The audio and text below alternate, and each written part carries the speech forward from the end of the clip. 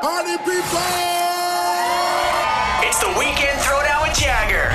Dude, so how are you? I'm fantastic. I You know, really feel good. Everything's got to be a whirlwind for you over the past year now. Yeah, I mean, you just have to put it all into perspective, though. I mean, my goal is to not get, every time I see you, there seems to be like something new happening in my life, and I just, as my career progresses, my goal is not to, get lost in the mix of everything, I think, well, you're doing a great job with it, and I know how much this album means to you, and I'd love to hear your story about how it came together for you, how 9-Track Mind. I know the reason why you called the name of the album is because you have so many songs you're working on. Yeah. And your brain doesn't work like a 1-track mind. It works like a 9-track mind. It works like a 9-track mind. Exactly. I mean, people think it has to do with the track listing, and they're like, oh, it has 12 tracks. And like, no, I mean, it started with this notion that I had in my mind that not everything...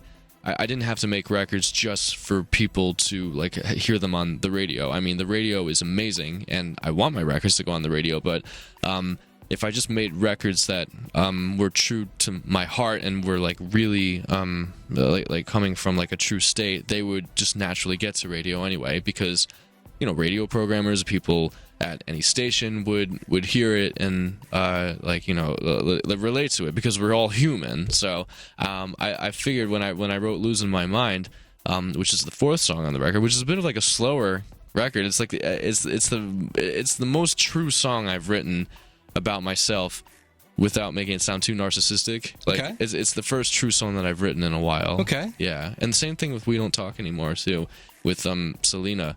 And even that record's like a bit of a conversation in itself, too. That's right. And that song is amazing, by the way, the song that you did with Selena Gomez. I'd love to hear, how'd you guys get together to do this single? So, We Don't Talk Anymore actually was the last record that we put on the record, a song on the record.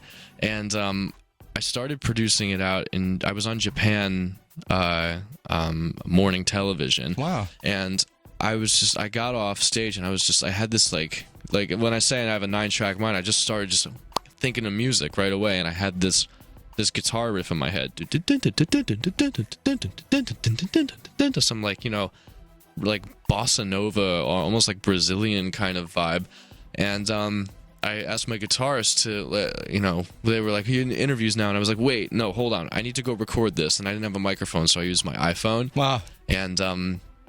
And right away I knew that it was going to be exciting because the audio is kind of messed up. It was kind of scratchy. I liked it. So later that day, after my day of promo, I went back to the hotel, and I was at this top floor of the Mandarin, overlooking Tokyo, and I was just really inspired by my surroundings, and I wanted to make the record that was so international that even if you had not spoken one word of English, you can understand what's being spoken about in this record. And I put the guitar in Pro Tools, I put the kick drum in, and I just started, I took the microphone and just started like babbling lyrics, and what happened was I just landed on "We Don't Talk Anymore," and I was just kind of vibing out, and went back to LA, finished the record. One day until we had to submit the whole album to the record label, I called up Selena, and I was like, "Hey, I have this really crazy idea. Like, the record's done, but I want to do something different with it. Do you have any ideas, and would you want to sing on it?" And she came over that night and was so enthusiastic about it, and then sang